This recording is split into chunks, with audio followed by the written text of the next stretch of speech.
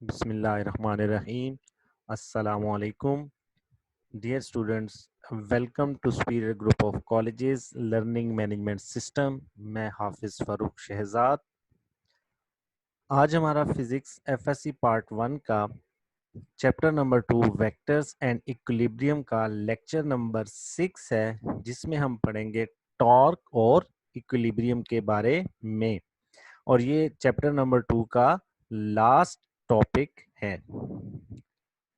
सबसे पहले देखते हैं टॉर्क क्या होता है। Turning effect of a force produced in a body. जब कोई फोर्स किसी बॉडी पर लगे और वो उसमें टर्निंग इफेक्ट प्रोड्यूस करे तो उस फोर्स का जो इफेक्ट है उसको टॉर्क कहते हैं। इसका मतलब क्या हुआ कि अगर किसी बॉडी के ऊपर फोर्स लगाई जाए और उसमें टर्निंग इफेक्ट प्रोड्यूस हो जाए तो उस फोर्स की जो इफेक्ट होगा उसको हम टॉर्क कहेंगे। इसको हम सिंबॉलिकली रिप्रेजेंट करते हैं टॉ से, और इसकी अदर डेफिनेशन हम कर सकते हैं the product of force and perpendicular distance from its line of action to pivot point। कि फोर्स का वो कंपोनेंट जो लाइन ऑफ एक्शन यानी कि पिवट पॉइंट के परपेंडिकुलर हो, इसके प्रोडक्ट को हम टॉर्क कहते हैं। आगे जाके हम पिवट पॉइंट और इस परपेंडिकुलर डिस्टेंस के बारे में डिटेल से पढ़ेंगे। फॉर्मूला क्या है, हम इसको लिखते हैं टॉ is equal to r cross F. यानी कि फोर्स का हम वो कंपोनेंट लेंगे जो पिवट पॉइंट यानी लाइन ऑफ एक्शन के ऊपर परपेंडिकुलर होगा, और ये आर क्या होगा, पोजीशन वेक्टर होगा जिसके ऊपर ये फोर्स का कंपोनेंट परपेंडिकुलर होगा। और टॉर्क को हम लिख सकते हैं टॉ is equal to r F sine theta. Torque चूंकि एक वेक्टर क्वांटिटी है तो वेक्टर क्वांटिटी में हम जानते हैं कि मैग्नीट्यूड के साथ साथ डायरेक्शन की जरूरत होती है। तो आर एफ साइन थीटा हमें क्या बताएगा, उसका मैग्नीट्यूड, जबकि एन यूनिट वेक्टर हमें टॉर्क की डायरेक्शन को शो करेगा। यूनिट्स और डायमेंशन देख लेते हैं टॉर्क के। टॉर्क के यूनिट्स होते हैं न्यूटन मीटर। हम जानते हैं आर जब जैसा कि हमने कहा पोजीशन वेक्टर है तो ये डिस्टेंस को जाहिर करेगा तो वो मीटर हो जाएगा, और फोर्स यूनिट उसका न्यूटन होता है तो इसके यूनिट्स बन जाएंगे न्यूटन मीटर। इसी तरह इसकी डायमेंशन बन जाएगी M L square T minus 2। तो ये होगी टॉर्क की डायमेंशंस और यूनिट्स। अब हम देखते हैं मोमेंट आर्म। मोमेंट आर्म क्या होता है, the distance between pivot point and the point where the force is applied is called position vector, is called position vector, and that position vector is called moment arm।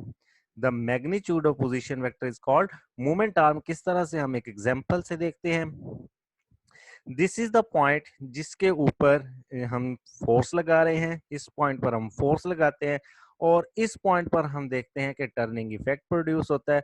तो इस point से जहां से turning effect produce हो रहा है, इससे लेके यहां तक का डिस्टेंस जो पोजीशन वेक्टर कहलाता है, इसी पोजीशन वेक्टर को हम मोमेंट आर्म कहते हैं।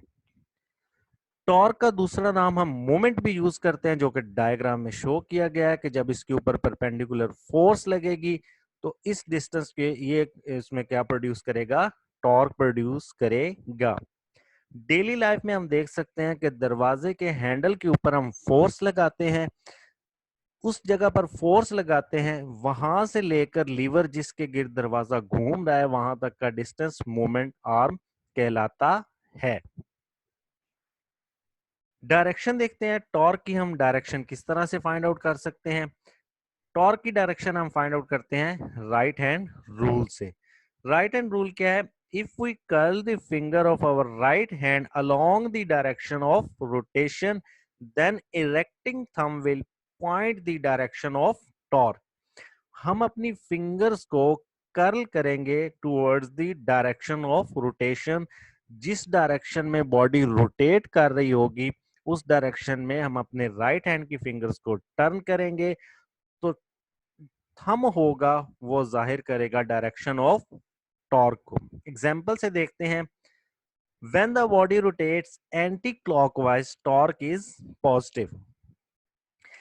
अगर आपकी फिंगर्स इस तरह से रोटेट कर रही हैं या बॉडी रोटेट कर रही है एंटी क्लॉकवाइज, तो टॉर्क पॉजिटिव होगा और अपवर्ड होगा। जैसा कि हम डायग्राम में देख रहे हैं कि टॉर्क अगर काउंटर क्लॉकवाइज यानी कि एंटी क्लॉकवाइज है तो वो किधर होगा, अपवर्ड होगा और पॉजिटिव होगा। इसी तरह when body rotates clockwise, torque is negative. तब टॉर्क क्या होगा, नेगेटिव हो जाएगा। हम यहाँ पर डायग्राम में भी देख सकते हैं कि क्लॉकवाइज टॉर्क जब होगा तो वो क्या हो जाएगा, नेगेटिव, और आपके थंब की डायरेक्शन क्या आ जाएगी, डाउनवर्ड आ जाएगी। तो यहाँ से हम डायरेक्शन ऑफ टॉर्क को राइट हैंड रूल से फाइंड आउट करते हैं। याद रखिएगा, एंटी क्लॉकवाइज में टॉर्क अपवर्ड होगा और क्लॉकवाइज में टॉर्क डाउनवर्ड होगा और नेगेटिव होगा। अब हम स्टडी करते हैं torque acting on rigid body. Torque अगर रिजिड बॉडी के ऊपर लगेगा तो टॉर्क किस तरह से होगा। सबसे पहले हम देखते हैं कि रिजिड बॉडी क्या होती है। When force is applied on a rigid body, there will be no change in shape or size. ऐसी बॉडी के जिसके ऊपर जब फोर्स लगाई जाए तो उसकी शेप और साइज में कोई चेंज ना आए, तो ऐसी बॉडी को हम क्या कहते हैं, रिजिड बॉडी।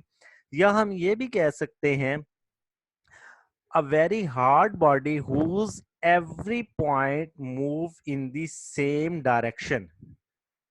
ऐसी बॉडी जिसको अगर रोटेट करवाया जाए तो उसके तमाम के तमाम पार्टिकल सेम डायरेक्शन में मूव करें तो वो क्या कहलाती है, रिजिड बॉडी कहलाती है। सबसे पहले हम देखते हैं कंपोनेंट्स, फोर्स के कंपोनेंट्स की फॉर्म में देखते हैं टॉर्क किस तरह से एक्ट करेगा। हम एक रिजिड बॉडी कंसीडर कर रहे हैं। रिजिड बॉडी की शेप किसी भी तरह की हो सकती है, हार्ड बॉडी होगी। इसके ऊपर हम कंसीडर करते हैं कि लेट्स ओ पॉइंट के ऊपर कोई पोजीशन वेक्टर है आर। अब ये पोजीशन वेक्टर एक्चुअली शो कर रहा है किसको, मोमेंट आर्म को, क्योंकि इसके ऊपर हम एक फोर्स लगा रहे हैं। एफ फोर्स लगा रहे हैं जो कि एक सर्टेन एंगल थीटा बना रही है। अगर हम आर के वेक्टर को एक्सटेंड करें, यहां से हम देख सकते हैं कि आर वेक्टर को हमने पी पॉइंट से एक्सटेंड किया है, तो ये r vector actually theta angle बना रहा है किसके साथ, फोर्स के साथ। अब चूंकि हम कंपोनेंट्स फोर्स के पढ़ना चाह रहे हैं तो हम क्या करेंगे, सबसे पहले हम फोर्स को इसके कंपोनेंट्स में रिजॉल्व करेंगे, जो कि हमने प्रीवियस सीखा था रेजोल्यूशन ऑफ वेक्टर्स में। तो हम किस तरह से करेंगे, हम एक परपेंडिकुलर ड्रॉ करेंगे इस तरह से और दूसरा ड्रॉ करेंगे इस तरह से। तो अब ये जो दो कंपोनेंट्स हमारे पास ड्रॉ हुए हैं, ये दो जो डॉटेड लाइन से हमें कंपोनेंट शो हो रहे हैं, ये दोनों क्या है, फोर्स के कंपोनेंट हैं। इसमें हमारे पास ये हॉरिजॉन्टल कंपोनेंट होगा फोर्स का जो कि एफ कॉस थीटा होगा, और ये वर्टिकल कंपोनेंट होगा जो एफ साइन थीटा होगा। स्टार्ट में हमने डेफिनेशन में पढ़ा था, the component of force that is perpendicular to position vector r. तो इसका मतलब हुआ कि फोर्स का वो कंपोनेंट जो आर के ऊपर परपेंडिकुलर होगा। तो हम यहां से देख सकते हैं कि फोर्स का जो साइन थीटा है, F sine theta, that is perpendicular. F cos theta is actually along the direction of r. जिस डायरेक्शन में आर है उसी डायरेक्शन में एफ कॉस थीटा है, लेकिन F sine theta is perpendicular to r. तो हम कौन सा कंपोनेंट यूज करेंगे, torque will be equal to r F sine theta. तो जो कंपोनेंट होगा फोर्स का वो कौन सा हम लेंगे, मैं दोबारा बताता चलूं, जो परपेंडिकुलर होगा किसके ऊपर, आर के ऊपर। अब हम देखते हैं कंपोनेंट ऑफ मूवमेंट आर्म। पहले हमने फोर्स को रिजॉल्व किया उसके कंपोनेंट में। अब हम क्या करेंगे, अगेन एक रिजिड बॉडी कंसीडर करेंगे, उसके ऊपर अगेन पॉइंट ओ से एक आर वेक्टर ड्रॉ करेंगे। उसी तरह से एफ फोर्स लग रही है जो कि सर्टेन एंगल थीटा बना रही है। प्रीवियस हमने क्या किया, इस डायग्राम में हमने फोर्स के कंपोनेंट को रिजॉल्व किया। इस डायग्राम में अब हम आर यानी कि मूवमेंट आर्म, जो कि यहां से फोर्स के इस पॉइंट से लेके इस पिवट पॉइंट तक का डिस्टेंस है, इस मूवमेंट आर्म को रिजॉल्व करेंगे इसके कंपोनेंट्स में। तो किस तरह से ड्रॉ करेंगे, हम एक लाइन यूं ड्रॉ करेंगे और एक परपेंडिकुलर इस तरह से ड्रॉ करेंगे। अब इसमें हम देख सकते हैं कि ये आर का हॉरिजॉन्टल कंपोनेंट बन गया है और ये आर का वर्टिकल कंपोनेंट बन गया है। अब हम देखते हैं कि जो r cos थीटा है that is along the direction of force, that is along the direction of force, लेकिन जो r sin theta that is actually perpendicular to the force. तो हम r का भी वही कंपोनेंट लेंगे जो कि फोर्स के ऊपर परपेंडिकुलर होगा। जिस तरह हमने इस डायग्राम में फोर्स का वो कंपोनेंट लिया था जो r के ऊपर यानी कि मोमेंट आर्म के ऊपर परपेंडिकुलर था, इसी तरह मोमेंट आर्म या पोजीशन वेक्टर आर का भी वही कंपोनेंट कंसीडर करेंगे जो फोर्स के ऊपर परपेंडिकुलर होगा। और हम देख सकते हैं डायग्राम से कि आर साइन थीटा उसके ऊपर परपेंडिकुलर है, तो इससे हमारे पास फॉर्मूला बन जाएगा torque is equal to r sine theta F. तो दोनों केसेस में अगर राइट हैंड साइड पे देखा जाए तो मैग्नीट्यूड क्या होगा, आर एफ साइन थीटा, जो कि सेम होगा, लेकिन डायरेक्शन अगेन हम किससे फाइंड आउट करेंगे, राइट हैंड रूल से। जो एन यूनिट वेक्टर होगा वो हमें इसकी डायरेक्शन के बारे में बताएगा। सिग्निफिकेंस देखते हैं कि एक्चुअली टॉर्क की सिग्निफिकेंस क्या है, अहमियत क्या है टॉर्क की। तो देखिए, just as force produce linear acceleration in a body, similarly torque produce angular acceleration in body. अगर हम किसी बॉडी के ऊपर लीनियरली फोर्स लगाएं तो वो उसमें लीनियर एक्सेलरेशन प्रोड्यूस करता है, लेकिन अगर उसमें रोटेशन प्रोड्यूस हो जाए तो अब जो रोटेशन उसमें प्रोड्यूस होगी वो जो एक्सेलरेशन होगा वो क्या कहलाएगा, एंगुलर एक्सेलरेशन कहलाएगा। नेक्स्ट हम देखते हैं इक्विलिब्रियम के बारे में कि इक्विलिब्रियम क्या चीज है। डेफिनेशन देखें, if a body is at rest और moving with uniform velocity under the action of forces. अगर कोई बॉडी रेस्ट पर हो या फिर मूव कर रही हो यूनिफॉर्म वेलोसिटी से, अगर उसके ऊपर कुछ फोर्सेस लग रही हैं तो वो बॉडी किस में कहलाएगी, इक्विलिब्रियम में कहलाएगी। फॉर एग्जाम्पल, अगर आप गाड़ी को धक्का लगा रहे हैं और आपकी फोर्सेस, बहुत सारी फोर्सेस लगने के बावजूद गाड़ी मूव नहीं कर रही, तो वो गाड़ी किस में कहलाएगी, इक्विलिब्रियम में कहलाएगी। ये तो होगी फर्स्ट कंडीशन रेस्ट की। लेकिन अगर आप ऐसे उसको फोर्स लगा रहे हैं, ऐसी धक्का लगा रहे हैं कि वो यूनिफॉर्म वेलोसिटी से मूव कर रही है, तब भी उसके ऊपर क्या होगा, वो कंडीशन क्या होगी, इक्विलिब्रियम होगी। क्योंकि हम जानते हैं Newton second law of motion F is equal to m में यूनिफॉर्म वेलोसिटी होगी तो एक्सेलरेशन जीरो होगा, एक्सेलरेशन जीरो होगा तो सम ऑफ फोर्सेस जीरो हो जाएंगे। तो हम देखते हैं किस तरह से ये होगा। There are two conditions of equilibrium. First हम देखते हैं equilibrium of forces. First condition को हम कहते हैं equilibrium of forces. A body is said to be in state of equilibrium if the vector sum of all the forces acting on it is zero. अगर किसी body के ऊपर लगने वाली तमाम की तमाम फोर्सेस का वेक्टर सम जीरो हो जाएगा तो हम कहेंगे बॉडी किस में है, इक्विलिब्रियम में है, और फर्स्ट कंडीशन उसकी सेटिस्फाइड हो जाएगी। टॉर्क हम जानते हैं किस तरह से हम लिखते हैं, टॉ is equal to r cross F. और अगर सम ऑफ फोर्सेस क्या हो जाएगा, जीरो हो जाएगा, तो फर्स्ट कंडीशन सेटिस्फाइड हो जाएगी। इस डायग्राम में हम देख सकते हैं कि एक पर्सन है जिसको फ्रैक्चर है, उसकी टांग को स्टिल करने के लिए हम क्या करते हैं, इन टोटल फोर्सेस का सम क्या करते हैं, जीरो करते हैं, जिसकी वजह से उसकी जो टांग है वो किस में आ जाती है, इक्विलिब्रियम पोजीशन में आ जाती है। In case of rectangular components, हम कहेंगे sum of all the forces acting in the direction of x and sum of all the direction acting in the y is zero।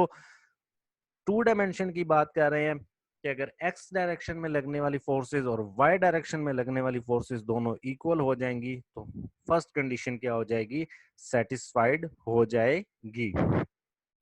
जब फर्स्ट कंडीशन सेटिस्फाइड हो जाएगी then there is no linear acceleration and body is said to be in translational equilibrium. हम कह सकते हैं हम कह सकते हैं कि फर्स्ट कंडीशन जब सेटिस्फाइड हो जाएगी तो बॉडी किस में होगी, लीनियर एक्सेलरेशन परफॉर्म करेगी, और उस जो इक्विलिब्रियम है उस इक्विलिब्रियम को हम क्या कहेंगे, ट्रांसलेशनल इक्विलिब्रियम कहेंगे। नेक्स्ट हम देखते हैं second equilibrium of torques. Torques का इक्विलिब्रियम क्या होता है, if the vector sum of all the torques acting on body about any arbitrary axis is zero, body is said to be in state of equilibrium. This is also called second condition. क्या है second condition, कि अगर vector sum किसी body पे लगने वाले torques का vector sum zero हो जाए तो हम क्या कहेंगे, बॉडी किसमें है, इन स्टेट ऑफ इक्विलिब्रियम है। इसको देखते हैं किस तरह से। Torque is equal to r cross F, अगर sum of all torque zero हो जाएगा तो हम क्या कहेंगे, बॉडी किसमें है, इक्विलिब्रियम में है। डायग्राम से देखते हैं। फॉर एग्जांपल एक बॉडी है जिसमें एक फोर्स हम देख सकते हैं कि ये राइट डायरेक्शन में फोर्स लग रही है और ये लेफ्ट डायरेक्शन में लग रही है। अगर इसकी रोटेशन जीरो हो जाएगी about the axis of rotation तो हम क्या कहेंगे, इसके ऊपर कोई टॉर्क एक्ट नहीं कर रहा। जब टॉर्क एक्ट नहीं करेगा तो second condition of equilibrium satisfied हो जाएगी। अब यहाँ पर हम देख सकते हैं यहाँ से लेके यहाँ तक का डिस्टेंस ये मोमेंट आर्म कहलाता है, और ये उसके ऊपर फोर्स लग रही है जिस पिवट पॉइंट के ऊपर, ये पिवट पॉइंट है जिसके ऊपर ये बॉडी मूव कर रही है। When second condition is satisfied, there is no angular acceleration and body will be in rotational equilibrium. जब second condition satisfied हो जाएगी, टॉर्क जीरो हो जाएगा, तब हम क्या कहेंगे, बॉडी किसमें है, रोटेशनल इक्विलिब्रियम में है। अब हम बात करते हैं कंप्लीट इक्विलिब्रियम की। स्टार्ट में हमने डेफिनेशन की रेस्ट और मोशन, और फिर हमने फर्स्ट कंडीशन में देखा sum of all forces zero, दूसरी कंडीशन में हमने देखा sum of all torque zero. Complete equilibrium के लिए क्या होगा, if both conditions of equilibrium are satisfied the body is said to be in complete equilibrium. अगर दोनों की दोनों कंडीशन सेटिस्फाइड हो जाएंगी, सम ऑफ ऑल फोर्सेस भी जीरो हो जाएगा और सम ऑफ ऑल टॉर्क्स भी जीरो हो जाएगा, तो हम क्या कहेंगे, बॉडी किसमें है, in state of complete equilibrium. There are two types of equilibrium. Equilibrium की दो टाइप्स हैं, कौन कौन सी है। फर्स्ट हम कहते हैं स्टैटिक इक्विलिब्रियम, बिल्कुल हम बात की थी जिस तरह स्टार्ट में हमने रेस्ट और मोशन की, तो ये फर्स्ट बात कर रहे हैं हम रेस्ट की।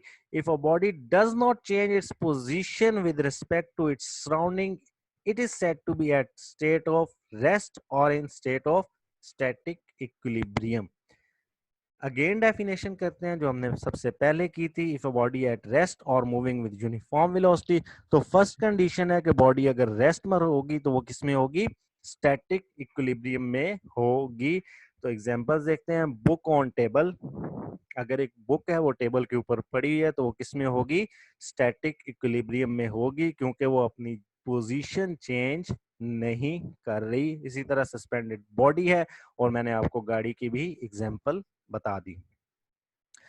डायनामिक इक्विलिब्रियम क्या होगा, डायनामिक इक्विलिब्रियम होता है if a body is moving with uniform velocity और rotating with uniform angular velocity, then it is said to be in dynamic equilibrium. In case of dynamic equilibrium, acceleration will be zero. अगर body uniform velocity से move कर रही है तब उसका क्या हो जाएगा, लीनियर एक्सेलरेशन जीरो हो जाएगा, और अगर बॉडी यूनिफॉर्म एंगुलर वेलोसिटी से मूव कर रही है तो उसका एंगुलर एक्सेलरेशन जीरो हो जाएगा। इन शॉर्ट हम कह सकते हैं कि जब एंगुलर एक्सेलरेशन जीरो हो जाएगा तब बॉडी की स्टेट में होगी, डायनामिक इक्विलिब्रियम में होगी। एग्जांपल्स में देखते हैं, motion of a paratrooper, body moving along the circular path with uniform angular velocity. अगर कोई बॉडी यूनिफॉर्म वेलोसिटी से मूव कर रही है तो हम क्या कहेंगे, वो मूव तो कर रही है लेकिन किसमें है, डायनामिक इक्विलिब्रियम में है। मोशन ऑफ पैराट्रॉपर, पैराट्रॉपर जब पैराशूट से वो छलांग लगाता है तो जब वो यूनिफॉर्म वेलोसिटी अटेन कर लेता है तब हम क्या कहते हैं कि वो किसमें है, डायनामिक इक्विलिब्रियम में है। तो ये था टॉपिक। अब हम चलते हैं कुछ पास्ट पेपर्स की तरफ। पास्ट पेपर्स में हम पहले एमसीक्यूज को देखते हैं। The turning effect of force is called, Bahawalpur board 2010 में पूछा गया, तो हमने अभी पढ़ा कि टर्निंग इफेक्ट फोर्स का क्या कहलाता है, टॉर्क कहलाता है। सेकंड क्वेश्चन है, अ body is in static equilibrium only when it is. DG Khan 2010 में क्वेश्चन पूछा गया। तो स्टैटिक इक्विलिब्रियम सिर्फ तब होगा जब बॉडी किसमें होगी, रेस्ट में होगी। वेरिएबल या यूनिफॉर्म के केस में डायनामिक इक्विलिब्रियम हो जाएगा। तो आंसर इसका क्या हो जाएगा, ए आंसर करेक्ट हो जाएगा।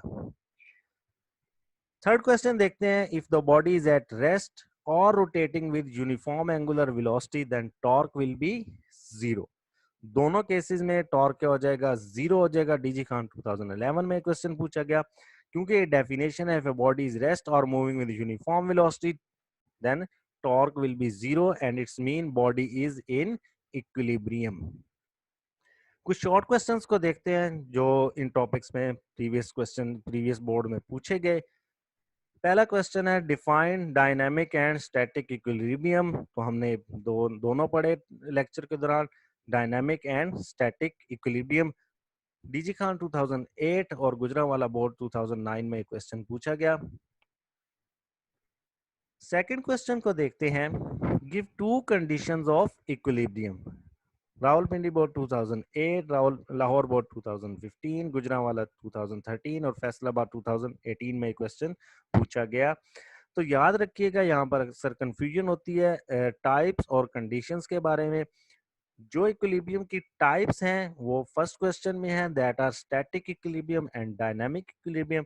जबकि कंडीशंस क्या हैं, sum of all forces zero first condition and sum of all torques second condition. तो सेकंड क्वेश्चन में हमें कंडीशंस लिखनी है, जबकि फर्स्ट कंडीशन में हमें इक्विलिब्रियम की टाइप्स को लिखना है। थर्ड क्वेश्चन देखते हैं, write down the condition for a body to be in complete equilibrium. Bahawalpur board 2018 में क्वेश्चन पूछा गया। एक्चुअली क्वेश्चन 2 ही है, लेकिन पूछने का स्टाइल डिफरेंट है कि आपको ये बताना है कि बॉडी कंप्लीट इक्विलिब्रियम में कब होगी। तो हमने देखा बॉडी कंप्लीट इक्विलिब्रियम में तब होगी जब दोनों की दोनों कंडीशन सेटिस्फाइड हो जाएंगी।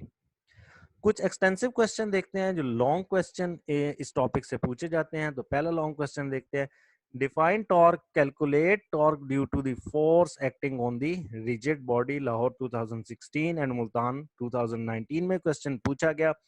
तो इसमें हमें करना क्या है, हमें टॉर्क की डेफिनेशन लिखनी है, उसको डिफाइन करना है और फोर्स के कंपोनेंट्स को रिजॉल्व करना है ऑन द रिजिड बॉडी और उसमें से टॉर्क को एक्सप्लेन करना होगा। सेकंड क्वेश्चन पूछा गया, define and explain torque also give its significance. तो हमें टॉर्क को एक्सप्लेन करने के साथ साथ इसकी अहमियत को भी बताना होगा। साहिवाल बोर्ड 2019 में क्वेश्चन पूछा गया। इसमें से अक्सर जो शॉर्ट क्वेश्चन एमसीक्यूज और लॉन्ग आए जाते हैं वो भी हमने डिस्कस कर लिए। ये था आज का लेक्चर। यूं हमारा चैप्टर नंबर 2 कंप्लीट हुआ। इंशाल्लाह नेक्स्ट लेक्चर में हम चैप्टर नंबर 2 के शॉर्ट क्वेश्चंस को डिस्कस करेंगे, क्योंकि आज हमारा जो लेक्चर है उसमें चैप्टर नंबर 2 की थ्योरी कंप्लीट हो गई है। तो नेक्स्ट हम इंशाल्लाह चैप्टर नंबर 2 के शॉर्ट क्वेश्चंस को डिस्कस करेंगे। जज़ाकल्लाह।